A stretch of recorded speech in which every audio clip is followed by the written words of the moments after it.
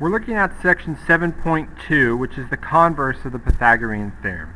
If we take a step back and look at what we did in section 7.1, which was last time, we talked about the Pythagorean theorem. We said if a triangle is a right triangle, so let's say we have if triangle ABC is a right triangle, and just imagine ABC being a right triangle, then the square of the hypotenuse is equal to the sum of the squares of the legs. Well, we said then the hypotenuse squared is equal to, we'll call it leg 1 squared plus leg 2 squared. And we even mentioned it could be c squared equals a squared plus b squared, and that depends again how we label.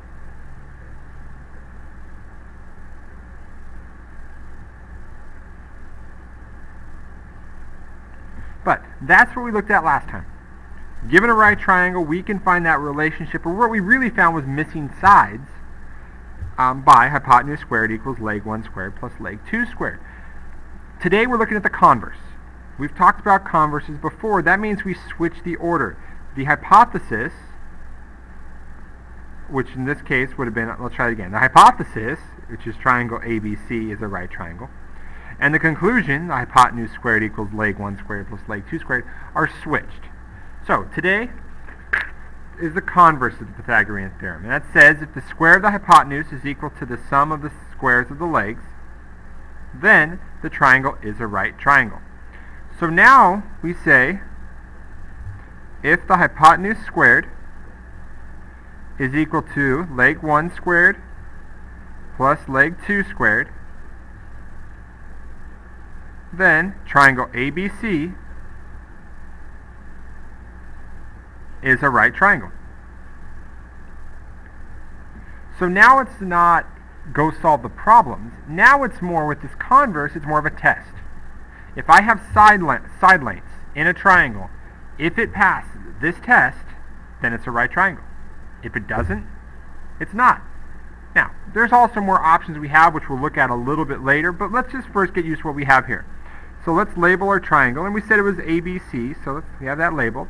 We could even mark the insides here. So now we're saying, if it holds true that AB squared equals BC squared plus AC squared, then we know it's going to be a right triangle. So that's really what we're looking for. If it works, we get that right angle there. So let's see how it's going to be different and how we're going to use it. The main idea behind that hypotenuse squared equals leg squared plus leg squared is still there, but now, as you see with these examples, is we have all the values. So it's not finding the missing one, it's now, does it pass the test? So we look first. I have 3 radical 34, 9, and 15. Because we don't have a right angle here, we're not always sure which one's the hypotenuse. Take that second, make sure you're picking the value that will be the hypotenuse. If I had radical 25, that would be 5 times 3, which would be 15. So since it's bigger than that, really closer to 6, radical 34, I know it's going to be bigger than 15. It's just a quick check I like to do just to make sure I do set it up correctly. So the hypotenuse, well, what we think would be the hypotenuse, the longest side, 3 radical 34 squared equals 9 squared plus 15 squared. We don't know this for sure. This is what we're testing. Now, we look at the right side. I get 81 plus 225. That part we can look at pretty easily. We just square them. 3 radical 34 we have to be careful with. We have to square the number on the outside, and we multiply that by the number on the inside. If I square a radical, it just becomes that number. So really it's now 9 times 34 equals 81 plus 225. We'll jump down here. 9 times 34 becomes 306. 81 plus 225 becomes 306. It's true, it's equal, so yes, this would be a right triangle. That was easy. Let's try the other one. 26, 22, 14. Longest side is by itself. So that's 26 squared equals 22 squared plus 14 squared. 26 squared is 676. 22 squared is 484.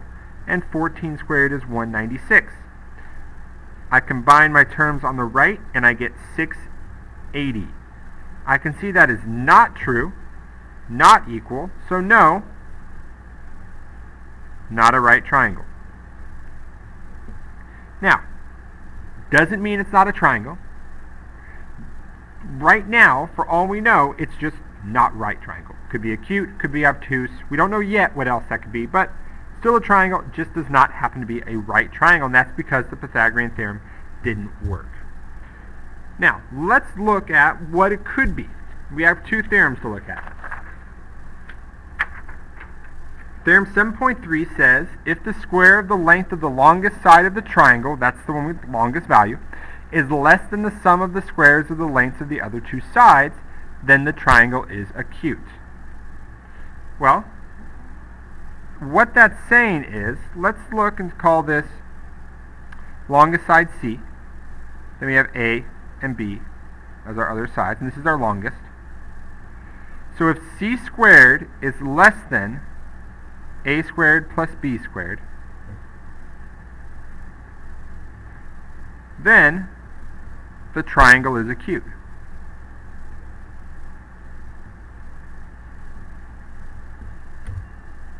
So now we're saying, not that C is not the longest side. That still works, because its squared is smaller than the squares added together. It still works as the longest side, but now what we're saying is it doesn't form that right angle like before.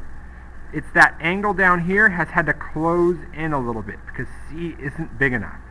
If C was a long enough side, yeah, it could be a right angle and it would be equal. But it's not the case, and it's shorter, so it's actually closing in that triangle and it's making acute. Now, the other nice thing is when it's that less than, we associate it with acute. Well, acute is an angle that's less than 90. So, that angle being less than 90 and having that less than in our statement, we can kind of associate it with that. So if we put that hypotenuse first and it's less than, then the triangle is acute. Our other theorem related in the same way. We have C, A, and B. So now we say if the square of the length of the longest side is greater, if C squared is greater than A squared plus B squared, then the triangle is obtuse. So now this angle down here has been greater. So C squared is too big. It's now opening up that angle, forcing it to be open more. So now we have an obtuse triangle. And again, C is still the longest side, but now it's greater than the sum of the other two. It opens up, so we can take obtuse and think greater than 90 to make that association. Now, when we say less than and greater and we're talking about 90 degrees, that's only in reference it to being a right triangle. 90 degrees isn't used in this Pythagorean theorem. It's just that way we can associate it to the angle classification. So, let's take a jump back and look what we did. Earlier we found that hypotenuse was less than the other two, or less than the sum of the other two. 676 is less than 680. So that would mean that it actually is an acute triangle. But we got some examples of our own to look at. So let's jump to those. Before we do that, let's kind of sum up what we have so far. A little bit out of order here, but what we have so far. Our converse theorem said if C squared equals A squared plus B squared, so we had equals, then the angle is 90 degrees and it's a right triangle. So I'm just going to say if equal, knowing that I'm talking about Pythagorean theorem, then I have a right triangle. Next theorem. If C squared is less than,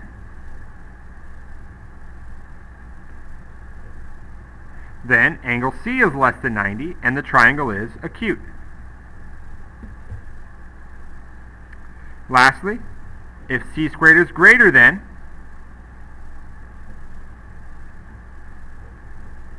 then the measure of angle C is greater than 90 and the triangle is obtuse. So we can associate that. Now we get the three values in the problem. We can not only identify if it's a right triangle or not, but again, more specifically, which type it would be. So we got two examples to look at from here. So I take my longest side. 8 looks like my longest side. I'm going to do 8 squared. I'm going to put an equal sign here, but we can put a little question mark just because we know we're testing if it's true and which way it's going to go. But 8 squared is equal to 3 squared plus 4 radical 3 squared. We get to test our knowledge of squaring those radicals again. 8 squared is 64. 3 squared is 9. 4 radical 3 is 4 squared times radical 3 squared, or 3. Well, 16 times 3 is 48. So I get 64, and then 9 and 48 is 57. If I look at my inequality, it opens up to the 64. 64 is greater. So if I know greater, therefore it is an obtuse triangle. Next one, I have 5, 7, radical 61. I know radical 61 is almost 8. It's bigger than 7 because 7 would be radical 49. So radical 61 squared equals, it's our test, so we'll put a little question mark there, 5 squared plus 7 squared. I square the radical, I have 61 equals 25 plus 49. 61 and looks like 74. 61 is less than 61, smaller than 74, so less than tells me it is an acute triangle.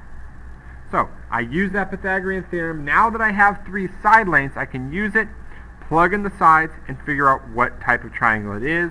And if you're filling out your notes, I refer back, copy this down so it at least gives you that guide. Once you have the values, you plug them into Pythagorean theorem, and then when you get your result, you can look at your inequality, if it exists or if it's equal, and identify which type of triangle it is. Good luck.